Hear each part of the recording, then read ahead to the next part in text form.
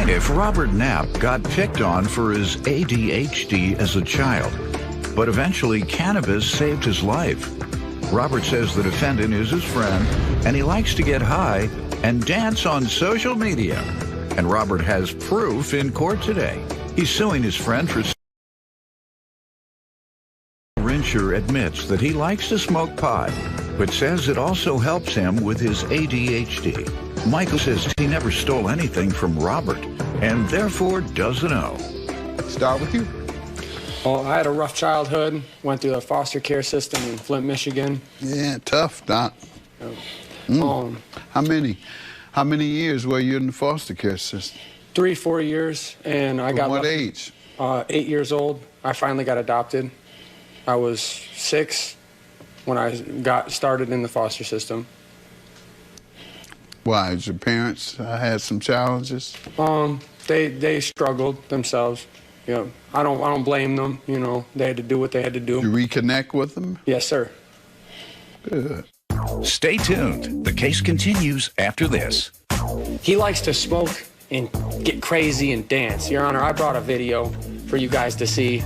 I definitely want to see him dance.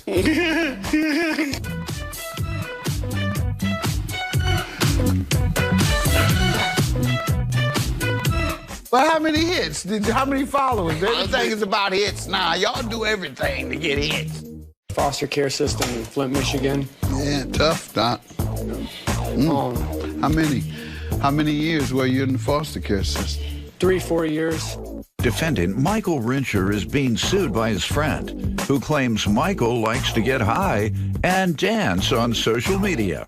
And he has the video to prove it. How was that life? Was it troubled for you in the foster care system? Hard to trust people, you know. I got picked on at a young age for my ADHD diagnosis, and I found cannabis, saved my life. What age?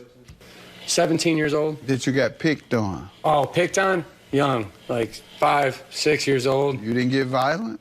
For a minute I did. I kind of like, you know. I believe, as having read so much about it, that I have ADHD and I learned how to manage it in adulthood. Yes, Is that sir. about right? Am I right? You can learn how to manage it as in adulthood. So I think that's what happened with me. I know how to manage it, but I'm able to do multiple things at a time because my mind moves around. Mine is on multiple things. All the time. And it's hard, right, all the time. So if you can manage those multiple things, you become highly successful, right? Yep. Cannabis. Cannabis helped me do that. Cannabis helped? Good. Yeah, and that's why I'm an advocate for cannabis. Right. And it can calm you down. I did have it, and it did chill me out when I was high off weed as a kid.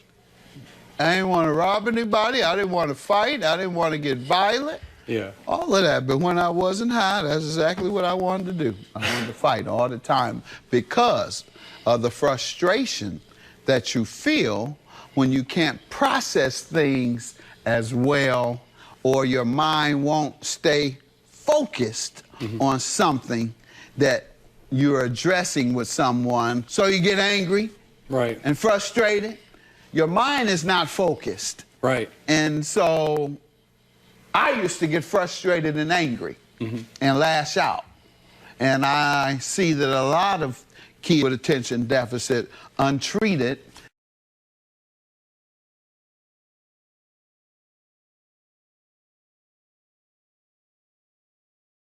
smoking weed at all. I advocate for grown-ups smoking marijuana to deal with a lot of medical condition, and for grown-ups when they want to relax at night, like a person drinks a glass of wine, smoke your joint, and relax and go to sleep. Yeah. So that's my position, folks. And I know some of the older generation, y'all might not like it, but that's modern times. And we've advanced. Science has advanced, and we have to, what Fauci say?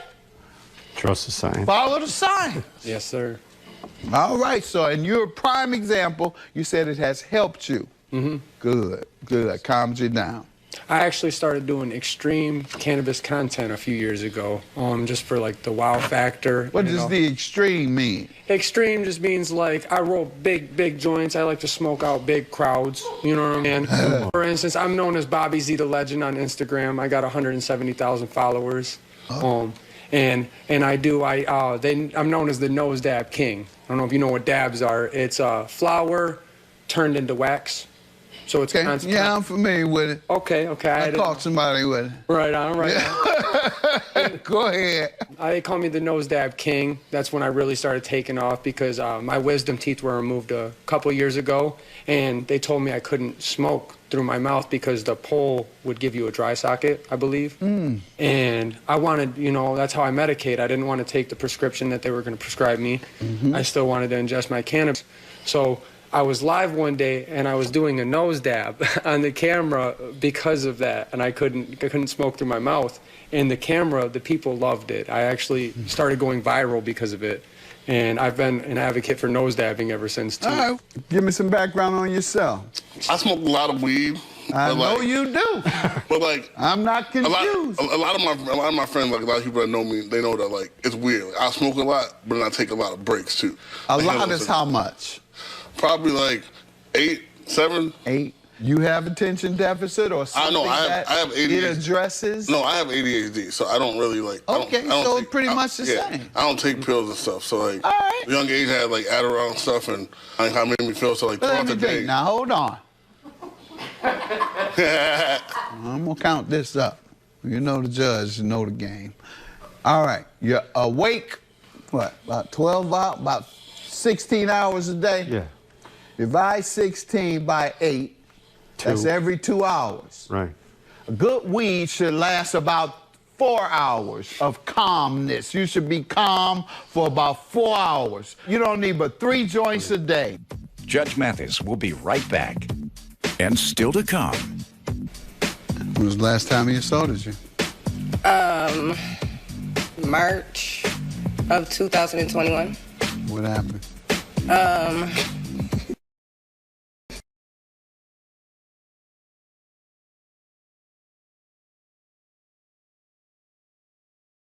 Yeah, I may have to end this case. Go ahead, I'll let you finish. I'm trying to restrain myself. Her ex-boyfriend molested me. She do not believe me. She shared a photo. Should a woman go to jail for falsely accusing a man of rape? Wow. This week on Judge Mathis. Mathis, if you have a case you want heard or a dispute you need settled, call us at 1-888-VERDICT. Defendant Michael Rincher is being sued by his friend, who claims Michael likes to get high and dance on social media. And he has the video to prove it. 8, you're abusing it. Go ahead. But no, seriously though, like I do smoke a lot. What type of troubles, if any, did you have as a child with your attention deficit? I was raised by my grandparents my whole life, and they did a good job. It's like the anger and stuff, like I'm more caring than anything. So I care about all my people. Like some people look at me like, why don't you get angry? Like we go out in public. But tell me, what were the consequences of your belief that you have ADHD? Was it diagnosed by a doctor? It was diagnosed a long time ago. Were you treated with Adderall or anything? Yeah, they had me on Adderall and Cetera. And you stopped when you became an adult and started using weed instead? Yep. And that did you better. How old were you when you began Adderall treatment? Oh, I was like 8. All right. So before age 8, you were kind of disorganized and here and there, and what were you doing by age 8 to determine that you needed treatment? I was very like active and not listening too much. So like you tell me something, and then I'd be like, they have to have signs in my house that says stop and think, because I would literally have to like stop and think about the consequences before. So I learned consequences of, like when I was really young. Do you believe the Adderall was helpful to you, and that otherwise your life you would have been more troubled as a kid? I feel like the Adderall was more like it just taught me how to like have a little bit of patience. It was the treatment from age 8 to 18 that kept you sound? 8 through 18 pretty much was Adderall with my grandma. Right. That's then weed at 18. Yeah. All right. So I just want to educate the public because this is a big problem in society and the stigma that's attached to it. So go right ahead now and tell me how he stole your property.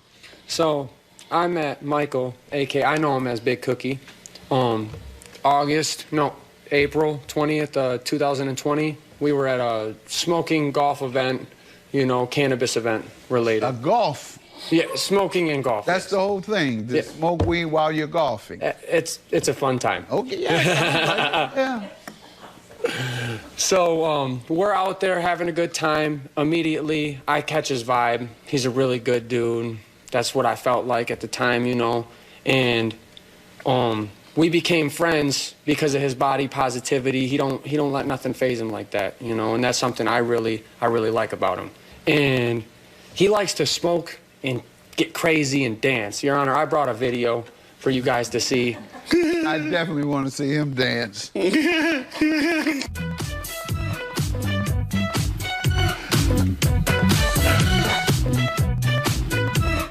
But how many hits? How many followers? Everything is about hits now. Y'all do everything to get hits. Honestly, like, it was actually a lot. Like, that went crazy on Facebook and stuff. I know, that's right. All right. Stolen property. What did he do?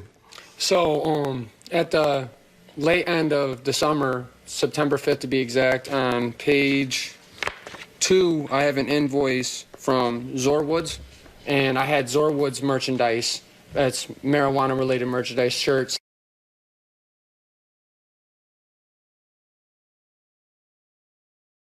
And I'm moving.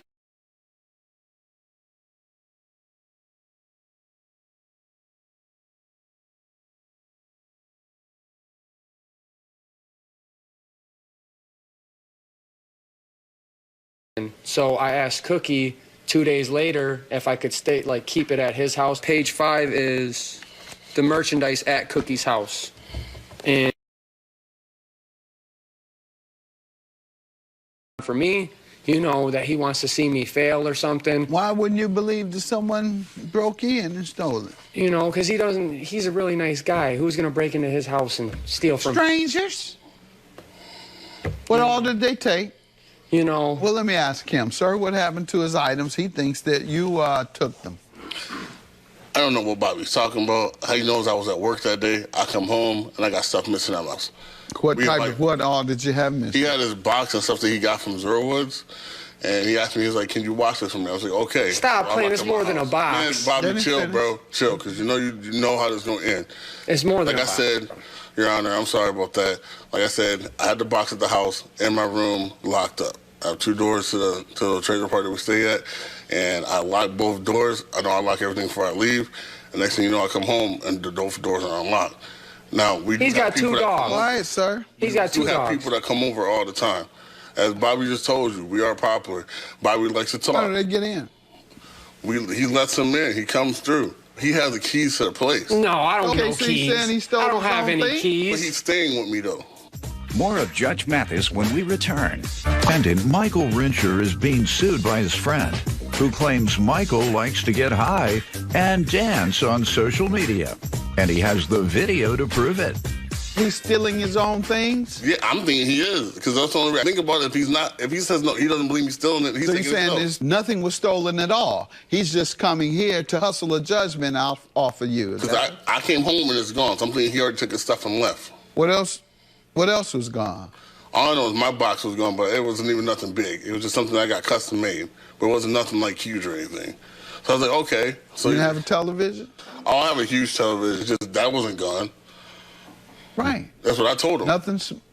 So only my goods. They came in there and they sourced out my stuff. Really? That's what I'm getting to. You said somebody broke in. I told you my doors are unlocked. And when I told him, I said, yo, the doors are unlocked. How are the doors stay unlocked? Oh, the doors to the home were unlocked. Yes, and so when I said... And you left them unlocked? No, I locked everything before I left. Every time I leave my house... We're talking about when you left, because when you left, the items were there. He had the key to the spot. He has a key to my spot. He does, yes, he. We're talking about the people you believe came in. Now, are you saying you believe he came in? I believe he came in with other people. And that's what I'm telling you. And they walked out with a box, while his head was turned. Yes. All right. You have no real idea of that being true. This is just something you're speculating happened? Just like him speculating me taking the stuff and I'm at work. How am I supposed to take it? He knows Before you go to work. He knows I was at work. Where am I going to put it at?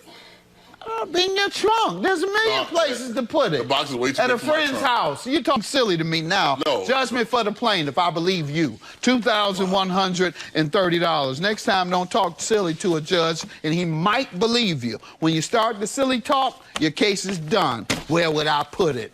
Thank Please. you, Judge Mathis. Judgment for the plaintiff. Time to pay up, Cookie. Can't run from it this time.